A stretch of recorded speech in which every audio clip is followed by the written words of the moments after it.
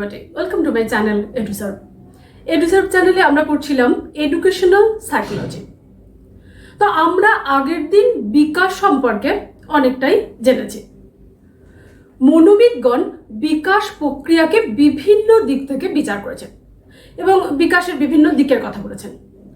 এই দিকগুলো হলো দৈহিক বিকাশ, বৌদ্ধিক বিকাশ, প্রাক্ষবিক বিকাশ, সামাজিক বিকাশ, নৈতিক বিকাশ, এই সমস্তগুলো। তো আজকে আমরা আলোচনা করব বৌদ্ধিক বিকাশ বা কগনিটিভ ডেভেলপমেন্ট নিয়ে। এই বৌদ্ধিক বিকাশের বা কগনিটিভ ডেভেলপমেন্টের একটা থিওরি রয়েছে, পেয়াজেট থিওরি, যেটা খুবই গুরুত্বপূর্ণ এবং খুবই জনপ্রিয় একটা থিওরি। তো সেটা নিয়েও আমরা আজকে আলোচনা করব। জন্মের পর থেকেই ব্যক্তি বিভিন্ন ধরনের মানসিক ক্ষমতা বিকশিত হতে থাকে, যেমন চিন্তনের বিকাশ, কল্পনা করার বিকাশ বা কল্পনা শক্তির বিকাশ, স্মৃতির বিকাশ ইত্যাদি। তো এইগুলো ব্যক্তিকে সতত পরিবর্তনশীল পরিবেশে অভিযোজন করতে সহায়তা করে বা ব্যক্তিকে জটিল কর্ম সম্পাদনে সহায়তা করে। সেই জন্য এই সমস্তগুলোর বিকাশই হলো বৌদ্ধিক বিকাশ। অর্থাৎ বৌদ্ধিক বিকাশ বলতে কতগুলো ক্ষমতার বিকাশকে বোঝায়। সেগুলো হলো সংবেদন ও প্রত্যক্ষণের বিকাশ, ভাষার বিকাশ, ধারণার বিকাশ, স্মৃতির বিকাশ, সমস্যা সমাধান ক্ষমতার বিকাশ, কল্পনা শক্তির বিকাশ, চিন্তনের বিকাশ, এই সমস্ত বিষয়গুলোই হলো বৌদ্ধিক বিকাশ। ব্যক্তির বৌদ্ধিক বিকাশ কিভাবে সম্পন্ন হয় সেই সংক্রান্ত বিভিন্ন থিওরি বা তত্ত্ব রয়েছে, যেটা আমরা প্রথমেই বললাম। তো তার মধ্যে আমরা এখানে পিয়াজের বৌদ্ধিক বিকাশ তত্ত্ব বা পিয়াজের থিওরি অফ কগনিটিভ ডেভেলপমেন্ট নিয়ে আলোচনা করব। পিয়াজে তার জ্ঞানমূলক বিকাশ তত্ত্বে দার্শনিক এবং বৈজ্ঞানিক দৃষ্টিভঙ্গির সমন্বয় ঘটিয়েছেন। পিয়াজ বলেছেন যে জ্ঞান মানুষের জন্মগত নয়, জ্ঞান আবিষ্কৃত। এটি মানুষের জন্মগত সংগঠনের মধ্যে থাকে না বা আবিষ্কৃত বস্তুটির মধ্যেও থাকে না। এটা ছিল বৌদ্ধিক বিকাশের দার্শনিক ভিত্তি। এই বৌদ্ধিক বিকাশ তত্ত্বের একটা জৈবিক ভিত্তিও রয়েছে। এ বিষয়ে একটু বলি যে তিনি জ্ঞানমূলক বিকাশ তত্ত্ব গঠনে হার্বার্ট স্পেন্সারের মতবাদের দ্বারা ভীষণ রকমের প্রভাবিত হয়েছিলেন। তাই স্পেন্সার প্রস্তাবিত অ্যাকোমোডেশন, অ্যাসিমিলেশন, ইকুইলিব্রাম, এই সমস্ত ধারণাগুলি তিনি তার বৌদ্ধিক বিকাশ তত্ত্বে ব্যাখ্যা করতে চেয়েছেন। জৈবিক তত্ত্বের মধ্যে আমরা কতগুলো যে সমস্ত টার্মগুলো রয়েছে সেই টার্মগুলো নিয়ে আমরা একটুখানি আলোচনা করব। তো প্রথমে খুব গুরুত্বপূর্ণ একটা টার্ম, সেটা হলো স্কিমা। এই স্কিমা নিয়ে আমরা প্রথমে আলোচনা করব। স্কিমা হলো জ্ঞানমূলক সংগঠনের একক, যার বিশেষ ধরনের একটা ক্ষমতা রয়েছে। বিভিন্ন স্কিমার বিষয়বস্তু হলো মানব মনের সংগঠনের ভিত্তি। জন্মসূত্রে শিশুর যে সমস্ত প্রতিবর্ত ক্রিয়া রয়েছে এবং কিছু প্রবৃত্তিও রয়েছে, এই প্রতিবর্ত ক্রিয়া ও প্রবৃত্তিগুলোই হলো শৈশবকালীন স্কিমা। শিশুর যত বয়স বৃদ্ধি হতে থাকে, এই বয়স বৃদ্ধির সঙ্গে সঙ্গে প্রাকৃতিক এবং সামাজিক পরিবেশের সঙ্গে মিথস্ক্রিয়ার মাধ্যমে ব্যক্তি নানা ধরনের স্কিমা গঠন করে। এই স্কিমার বিষয়টা একটা উদাহরণ দিয়ে বলবো। একটা শিশু একটা টিয়া পাখি দেখলো এবং তার মানসিক সংগঠনে সে টিয়া পাখি সম্পর্কে একটা ধারণা গঠন করলো। তার স্কিমায় উল্লেখিত রইল যে টিয়া পাখির দুটো পা আছে, পাখনা আছে, ঠোঁট আছে, এই সব বিষয়গুলো। ওই শিশুটি একটা শালিক পাখি দেখলো। ওই শালিক পাখিটাকে সে প্রথমে টিয়া পাখি হিসাবে চিহ্নিত করার চেষ্টা করবে, কারণ সে তার স্কিমা থেকে টিয়া পাখির তথ্য পাচ্ছে। কিন্তু যখন সে শালিক পাখির অন্যান্য বৈশিষ্ট্যগুলো দেখলো, তখন সে শালিক পাখিটিকে আর টিয়া পাখি বলে মানতে চাইল না। এইভাবেই বয়স বৃদ্ধির সঙ্গে সঙ্গে প্রাকৃতিক এবং সামাজিক পরিবেশের সঙ্গে মিথস্ক্রিয়ার মাধ্যমে ব্যক্তি স্কিমা গঠন করে। অর্থাৎ স্কিমা হলো কোনো বস্তু বা ঘটনা সম্পর্কিত বৌদ্ধিক সংগঠন, যা বিভিন্ন বস্তু বা ঘটনাকে বিশ্লেষণ করে। এই স্কিমা সম্প্রসারণের আবার দুটো প্রক্রিয়া রয়েছে। সেগুলো হলো অ্যাসিমিলেশন বা আত্মীকরণ আর অ্যাকোমোডেশন বা সহযোজন বা সহাবস্থা। প্রথমে অ্যাসিমিলেশন বা আত্মীকরণ। আমরা আগেই আলোচনা করেছি যে পিয়াজের মতে জ্ঞানের একক হলো স্কিমা। জ্ঞানের সম্প্রসারণের অর্থই হলো কিন্তু স্কিমার সম্প্রসারণ। আত্মীকরণ বা অ্যাসিমিলেশন হলো স্কিমা সম্প্রসারণের একটা প্রক্রিয়া। অর্থাৎ ব্যক্তির স্কিমার মধ্যে নতুন নতুন তথ্য সংযোজনের মাধ্যমে স্কিমা সম্প্রসারণের যে প্রক্রিয়া, তাই হলো আত্মীকরণ। বিষয়টা বোঝার জন্য আমরা আবার আগের উদাহরণটাতেই ফিরে যাব। ওই শিশুর টিয়া পাখি সম্পর্কে স্কিমাতে দেখা যায় যে টিয়া পাখির দুটি পা, লেজ, দুটি চোখ রয়েছে, ঠোঁট রয়েছে, এইসব কিছু। পরের দিন যখন সে আবার টিয়া পাখিটিকে দেখলো, তখন তার গায়ের রং, ঠোঁটের আকৃতি, গলার স্বর, এগুলো সব পর্যবেক্ষণ করলো। তখন সে টিয়া পাখি সম্পর্কে আরো নতুন নতুন তথ্য সংগ্রহ করলো।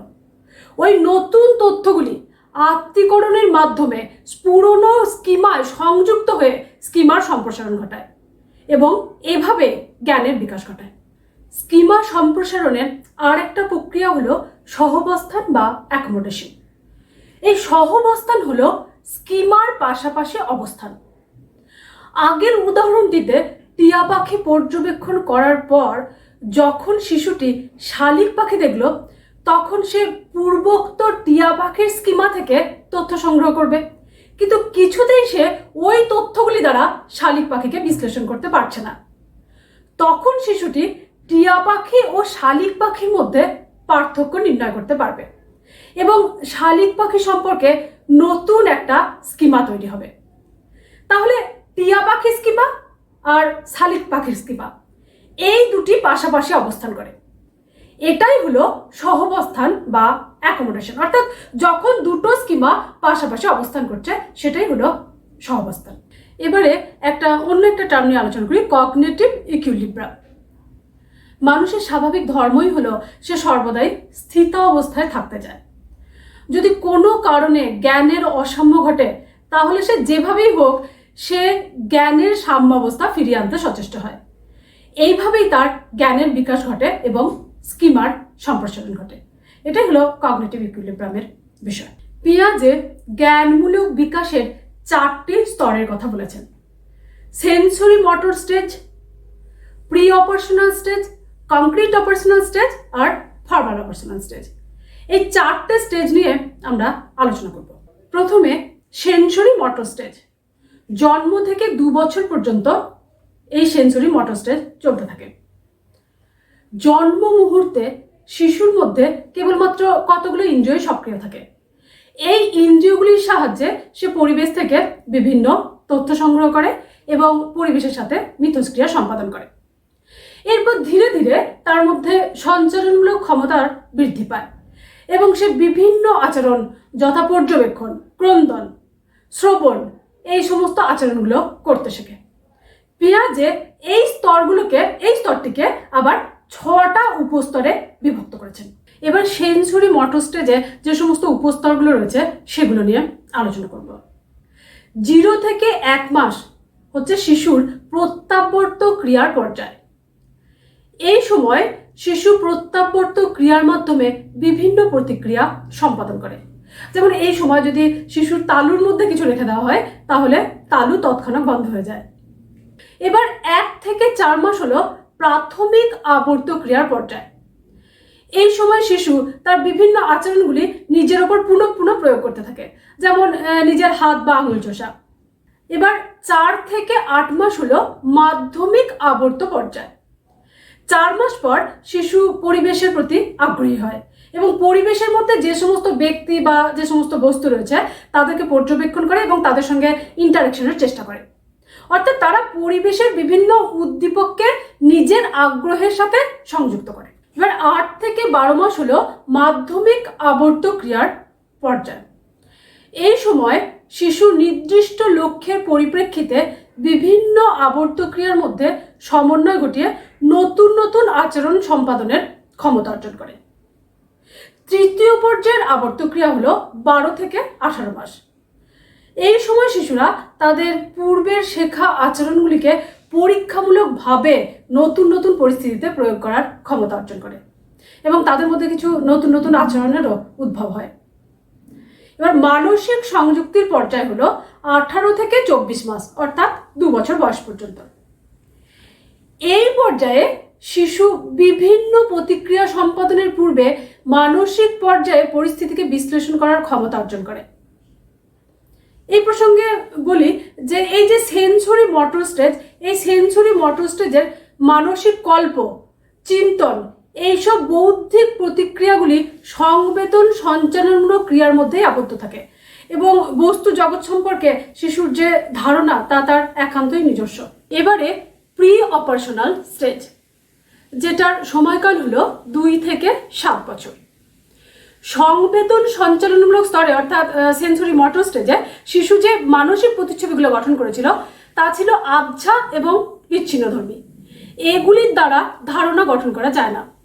তাই প্রি অপারেশনাল স্টেজে এসে শিশু ওই সব মানসিক প্রতিচ্ছবিগুলি পরস্পর সম্পর্কযুক্ত করে কতগুলো সংকেত হিসাবে ব্যবহার করে। এই স্তরে কিছু বৈশিষ্ট্য রয়েছে, সেগুলো হলো সংকেতের মাধ্যমে বস্তুকে প্রকাশ করা। যেমন শিশু যদি কোনো গোল জিনিসকে বোঝাতে চায় তাহলে তার হাতকে গোল গোল করে ঘোরাতে থাকে এবং পরিবেশের সঙ্গে প্রতিক্রিয়া করার সময় শিশু এই সংকেতগুলোই ব্যবহার করে থাকে। এই স্টেজে শিশুরা ভীষণ রকমের আত্মকেন্দ্রিক থাকে। অন্য কেউ তাদের ভাবনার উপর প্রভাব বিস্তার করুক এটা তারা কিছুতেই মেনে নিতে চায় না। তাছাড়াও তাদের মধ্যে যুক্তিমূলক চিন্তনের অভাব পরিলক্ষিত হয়।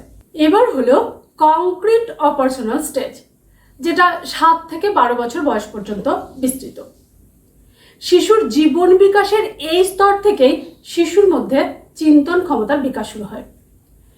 এই স্তরে যে সমস্ত বৈশিষ্ট্যগুলো রয়েছে তার মধ্যে প্রধান বৈশিষ্ট্য হলো লজিক্যাল থিঙ্কিং। এই স্তরে শিশুরা সক্রিয় চিন্তনের মাধ্যমে ধারণা লাভ করে এবং এই স্তরে 3 ধরনের সক্রিয়তার কথা উল্লেখ করা যায়।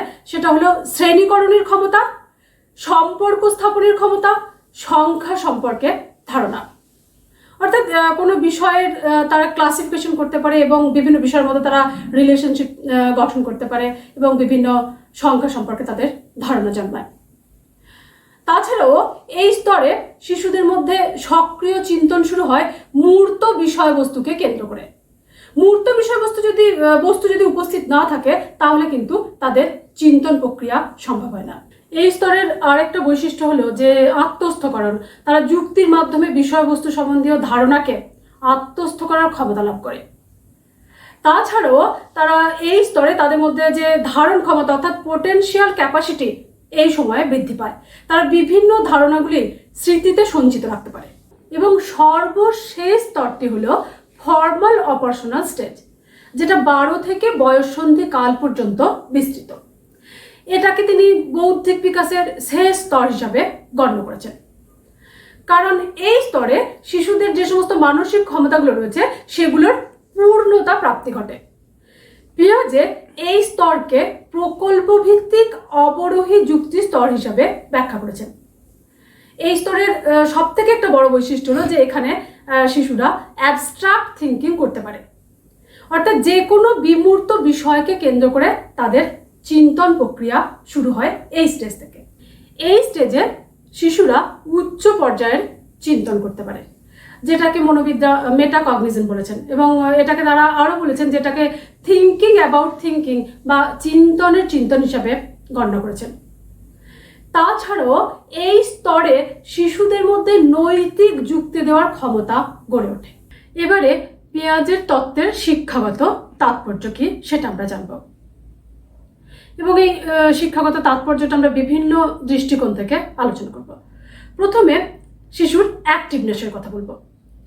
পিয়াজের মতে শিক্ষার্থীদের জীবন বিকাশ প্রক্রিয়া চিন্তনের মাধ্যমে সম্পাদিত হয়, যেটা আমরা আগেই পড়ে ফেললাম যে জ্ঞানের বিষয়বস্তুকে শিক্ষার্থীদের সামনে সমস্যার আকারে উপস্থাপন করতে হবে। শিশু বিকাশের বিভিন্ন স্তরে বিভিন্নভাবে সমস্যা সমাধান করে থাকে, অর্থাৎ শিশুর যে সমস্ত স্টেজগুলো রয়েছে সেই বিভিন্ন স্টেজে সে বিভিন্নভাবে সমস্যার সমাধান করে। আধুনিক শিক্ষার আমরা জানি যে আধুনিক শিক্ষার উদ্দেশ্যই হলো যে শিশুর মধ্যে স্বাধীন চিন্তাধারার বিকাশ ঘটানো এবং শিশু সক্রিয়তাকে কাজে লাগিয়ে তার মধ্যে যে সমস্ত প্রবলেম সলভিং এবিলিটি আছে সেই প্রবলেম সলভিং এবিলিটিকে বাড়ানো এবং লজিক্যাল থিঙ্কিংয়ে শিশুকে সহায়তা করা। পাঠ্যক্রম নির্বাচন। শিক্ষার্থীর শিক্ষণকে অর্থবহ করে তোলার জন্য প্রথম শর্তই হলো জীবন বিকাশের স্তরের সঙ্গে সামঞ্জস্যপূর্ণভাবে পাঠ্যক্রমকে নির্বাচন করা। যেমন প্রি অপারেশনাল স্টেজে শিক্ষার্থীরা শুধুমাত্র সংকেত চিনতে পারে, আবার মূর্ত সক্রিয়তা স্তরে বা কংক্রিট অপারেশনাল স্টেজে শিক্ষার্থীদের শিখন মূর্ত বিষয়কে কেন্দ্র করে পরিচালিত হয়। আবার ফর্মাল অপারেশনাল স্টেজে বিমূর্ত বিষয়কে কেন্দ্র করে চিন্তন প্রক্রিয়া পরিচালিত হয়। তাহলে এইভাবে কগনিটিভ ডেভেলপমেন্টের প্রতিটা স্তরে যে সমস্ত বৈশিষ্ট্যগুলো রয়েছে সেই বৈশিষ্ট্য অনুযায়ী বিষয়ের বিন্যাস হওয়া প্রয়োজন। এবারে টিচিং মেথডস।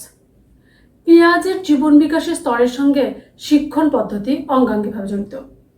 মূর্ত সক্রিয়তা স্তরে শিক্ষার্থীরা যেহেতু মূর্ত বিষয়বস্তুকে কেন্দ্র করে চিন্তা ভাবনা করতে পারে, তাই এই স্তরে শিক্ষার্থীদের পাঠদানের সময় যখন বিষয়বস্তুকে তাদের সামনে উপস্থাপন করা হবে তখন মূর্ত উপকরণের সহায়তা নিতে হবে। ধরা যাক কোনো শিক্ষক ষষ্ঠ শ্রেণীতে পল্লীগ্রাম কবিতাটি পড়াতে চাইলেন, তাহলে সেখানে শিক্ষক যদি পল্লীগ্রাম কবিতাটি বর্ণনা না করে যদি পল্লীগ্রামের একটা চিত্র তাদের সামনে তুলে ধরেন তাহলে বিষয়টি অনেক বেশি এফেক্টিভ হবে। কারণ এই স্টেজে তারা বিমূর্ত বিষয়কে কেন্দ্র করে চিন্তন প্রক্রিয়া করতে পারে না, তাই জন্য তাদেরকে মূর্ত বিষয় তাদের সামনে উপস্থাপন করা প্রয়োজন। এবারে আমরা টিচিং মডেল নিয়ে বলবো। পিয়াজের মতে জ্ঞানের অসময় হলো জ্ঞান আহরণের মুখ্য পরিচালন বল, যেটা আমরা কগনিটিভ ইকুইলিব্রামে কিছুক্ষণ আগে পড়লাম।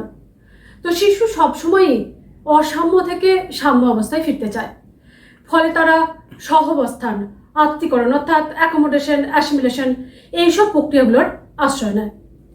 এই নীতিকে কাজে লাগিয়ে আধুনিককালে বিভিন্ন শিক্ষণ মডেল করে উঠছে। এবারে কনক্লুশনে এসে আমরা বলি যে পিয়াজ তার বৌদ্ধিক বিকাশ তত্ত্বের মাধ্যমে আধুনিক শিক্ষা ব্যবস্থার ক্ষেত্রে এক নতুন দৃষ্টিভঙ্গির প্রবর্তন করেছেন। তবে এই মতবাদকে কার্যকরী করে তুলতে হলে শিক্ষককে উপযুক্ত প্রশিক্ষণ নিতে হবে। Thank you.